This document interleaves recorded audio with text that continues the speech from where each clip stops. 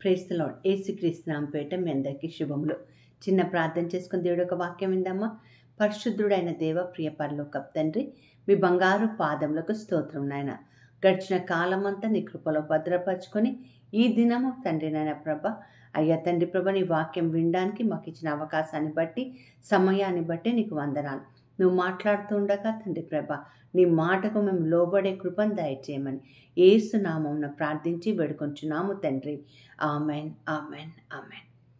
పిల్లరా, ఈరోజు మనందరం భారతదేశం అంతా కూడా స్వతంత్ర దినోత్సవాన్ని చేసుకుంటున్నాం. దేశ విదేశాల్లో ఉన్న భారతీయులందరూ కూడా ఎంతో సంతోషంగా ఇండిపెండెన్స్ డే చేసుకుంటున్నాం. పరిశుద్ధ గ్రంథంలో స్వతంత్రం గురించి కూడా రాయబడి ఉంది. ఎందుకంటే బైబిల్లో ప్రతి ఒక్క దాని గురించి చక్కగా వివరణ జరుగుతూ ఉంది. కాబట్టి పరిశుద్ధ గ్రంథంలో ఏమి రాయబడిందో ఒక్కసారి మనం నేర్చుకోవడానికి ప్రయత్నం చేద్దాం. అసలు స్వతంత్రం ఎందుకు కావాలి? దొరికిన స్వతంత్రం వల్ల మనకు వచ్చే లాభాలు ఏంటి? స్వతంత్రం వచ్చిన తర్వాత మనం ఏం చేయాలి?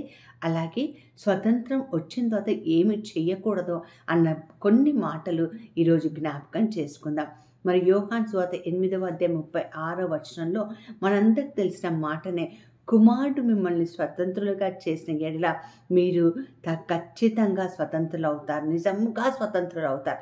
అంటే son of God has to give us freedom. అంటే కుమారుడు మాత్రమే మనల్ని స్వతంత్రులు చేయాలి. ఎందుకు స్వతంత్రులుగా చేయాలి అంటే, యోహాను సువార్త 8:34-35 చదివినట్లయితే, పాపం చేయు ప్రతివాడు పాపానికి దాసుడు. దాసులు ఎప్పటికీ ఇంటిలో నివాసం ఉండరు, కుమారులు ఎల్లప్పుడూ ఇంటిలో నివాసం ఉంటారు. అంటే మనల్ని తన బిడ్డలుగా మార్చి తన ఇంటిలో తన నిత్య జీవంలో నివాసం చేసుకోవడానికి మనల్ని దేవాది దేవుడు కుమారుని పంపించి స్వతంత్రులుగా చేశారు. So freedom from sin, freedom from Satan, freedom from every curse. అంటే పాపం నుండి, శాపం నుండి, ప్రతి దాని నుండి దేవుడు నిన్ను నన్ను విడుదల చేశారు, స్వతంత్రులుగా చేసేసాడు. ఇంకా మనం ఏమాత్రం కూడా బందీలై ఉండం, ఏమాత్రం కూడా దాసులమై ఉండమని ఇక్కడ వాక్యం స్పష్టం చేస్తుంది. అంతేకాకుండా 2 కొరింథీ పత్రిక 3:17 ఏమని చెప్తారంటే, ప్రభు ఆత్మ ఎక్కడుందో అక్కడ స్వతంత్రం కలుగుతుంది. సో దేవుడి ఆత్మతో నింపబడిన మనం, అంటే పాపం చేత కడగబడిన తర్వాత పరిశుద్ధాత్మ దేవుడు మనలో నివాసం చేస్తారు. మనలో నివాసం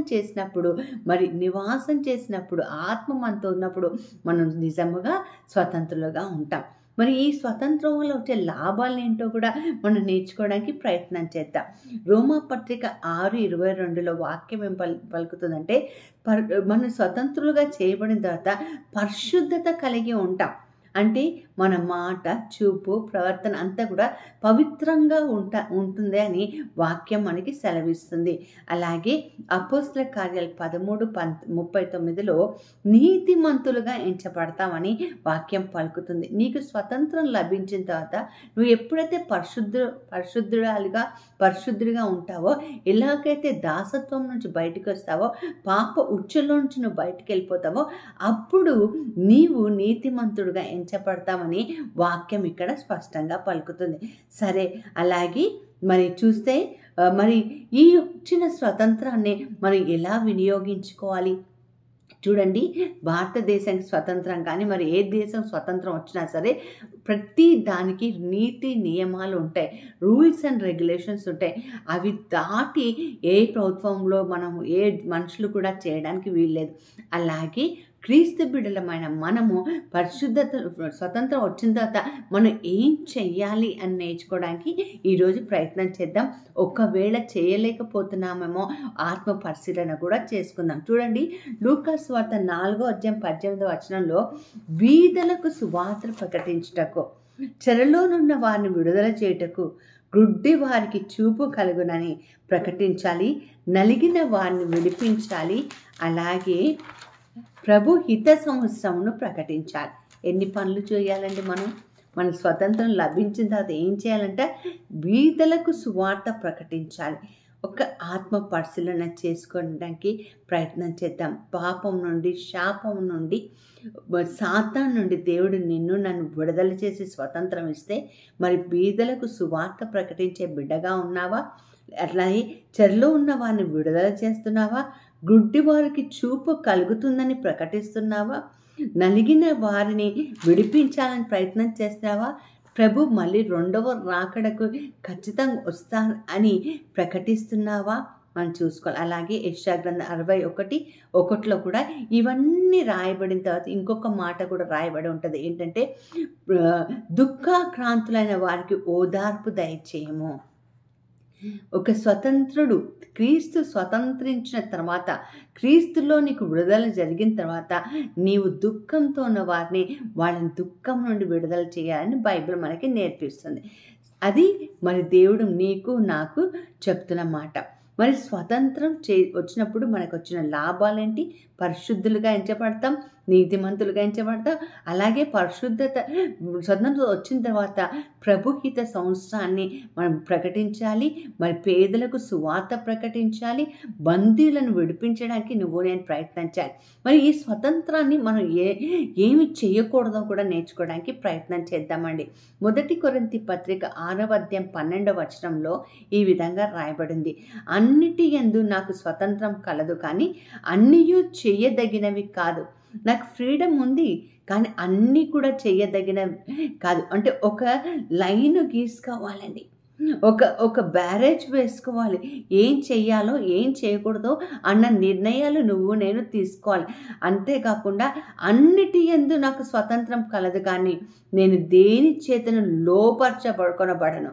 నాకు అన్ని స్వతంత్రం ఉంది, నా ఇష్టారాజ్యంగా నేను జీవించవచ్చు, కానీ నన్ను నియంత్రించుకుంటున్నాను. నేను దేనికి లోబడను అని బైబిల్ మనకు నేర్పిస్తుంది. స్వతంత్రం ఉంది కదా అని విచ్చలవిడిగా జీవిస్తున్నామేమో. ఒక్కసారి ఆత్మ పరిశీలన చేసుకుందాం. దేవుడికి అపకీర్తి తీసుకొచ్చే విధంగా మన జీవిత విధానం ఉందో ఒకసారి ఆలోచన చేసుకోండి. 1 పేతురు 2:16 మనం చూస్తున్న మాట ఏంటంటే, స్వతంత్రులై ఉండియు దుష్టత్వము కప్పిపెట్టకొడి. నువ్వు స్వతంత్రంలో ఉన్నావు కాబట్టి నేను ఏ పాపం చేసినా, ఏ దుష్టత్వం చేసినా అది ఉండిపోనివ్వండి, పర్వాలేదని కప్పి పెట్టేస్తున్నావా? ఈరోజు ప్రశ్న. స్వతంత్రులై ఉండి దుష్టత్వం కప్పిపెట్టకుడి. మీ స్వతంత్రము వినియోగపరచక దేవుడి దాసులమని ఉండుడి. ఏ దుష్టత్వానికి వినియోగించుకోకుండా దేవుడికి దాసులై ఉండడానికి మీరు స్వతంత్రులయ్యారు. క్రీస్తులో స్వతంత్రులు అయ్యారు. ఏంటంటే దుష్టత్వాన్ని కప్పిపెట్టకుండా, దానికి లోబడకుండా నేను ఉండాలి. అంటే పాపానికి దూరంగా ఉండాలి అని అర్థం అనమాట. అలాగే గలతీ పత్రిక 5:1 మనం చదివినట్లయితే, ఈ స్వాతంత్రం అనుగ్రహించి క్రీస్తు మనల్ని స్వతంత్రులుగా చేసి ఉన్నాడు. కాబట్టి మీరు స్థిరముగా నిలిచి మరలా దాసత్వం అన్న కాడి కింద చిక్కుకొనకూడదు. Do not go away into the slavery again. ఏ దాసత్వంలోకి వెళ్ళిపోతున్నాం? పాపమా, పగ, ద్వేషంలో, ప్రతీకారం, అహంకారం, గర్వం, చెడుతనం అన్న దాసత్వంలోకి మనం వెళ్ళిపోతున్నామేమో. కుమారుడు స్వతంత్రించి ఉన్నాడు, మన నీతిమంతులుగా చేసినాడు, మన పరిశుద్ధులుగా చేసినాడు. కనుక మనం ఏ విధమైన స్లేవరీలోకి వెళ్ళిపోకూడదని నేను ఈరోజు తెలుసుకోవాల్సిన విషయం ప్రియులారా. అలాగే గలతీ పత్రిక 5:13 ఏముంటుందంటే, మీరు స్వతంత్రులుగా ఉండుటకు పిలువబడుతుంది. అయితే ఒక మాట, ఈ స్వాతంత్రము శరీర క్రియలకు హేతువు చేసుకొనక, శరీరం ఏమేం కోరుతుందో దానికి ఇచ్చేస్తూ, శరీరం ఏమేమి వాంఛిస్తుందో శరీరానుసారంగా జీవిస్తూ స్వతంత్రాన్ని దుర్వినియోగం చేసుకోవద్దని బైబిల్ మనకి హెచ్చరిస్తుంది.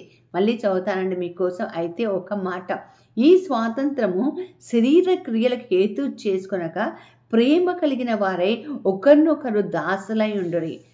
మనం శరీరానికి లోబడి జీవిస్తున్నామా, ఆత్మకు లోబడి జీవిస్తున్నామా? ఈరోజు ప్రశ్నించుకుందాం. మన స్వతంత్రం దేవుడు ఇచ్చాడండి. అన్నిటి నుండి, పాపం నుండి, శాపం నుండి, సాతాను నుంచి విడుదల చేసిన దేవుడు ఈరోజు నీతో చెప్తున్న మాట ఏంటంటే, తిరిగి మళ్ళీ దాసత్వంలోకి వెళ్ళొద్దు, తిరిగి దౌర్జన్యంలోకి వెళ్ళొద్దు, తిరిగి శరీర వాంఛలకు వెళ్ళవద్దు.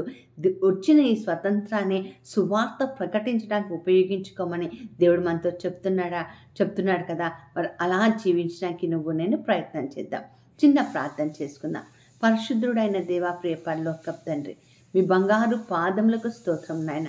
గడిచిన కాలమంతా నీ కృపలో భద్రపరుచుకొని ఈ దినము నాయన తండ్రి ప్రభా, ఈ స్వతంత్ర దినమున తండ్రి నాయన ప్రభా, మేము ఎలా జీవించాలో, మాకు దొరికిన ఈ స్వతంత్రంతో మేము ఏమి చేయాలో ఏం చేయకూడదో మాకు నేర్పించిన దేవానికి వందనాలు. మరొక్కసారి మా భారతదేశాన్ని మేము జ్ఞాపకం చేసుకుంటున్నాం తండ్రి. మా భారతదేశంలో ఉన్న ప్రతి కీడుని ప్రభా నీకు సమర్పిస్తున్నాను తండ్రి. నీకు ప్రియం లేనివన్నీ కూడా మా దేశం నుంచి తీసివేసి తండ్రి నైనా ప్రభా, నీవు స్వతంత్రించిన ఈ దేశాన్ని ప్రభా అయ్యా సువార్త ప్రకటించే బిడ్డలుగా మేమందరం ఉండే కృపను దయచేయమని యేసు నామమున ప్రార్థించి వేడుకొంచున్నాను తండ్రి. Amen, amen, amen. ఒక చిన్న విషయం చెప్పదలుచుకున్నాను. God has given you freedom. Live in the standard of freedom. God bless you all.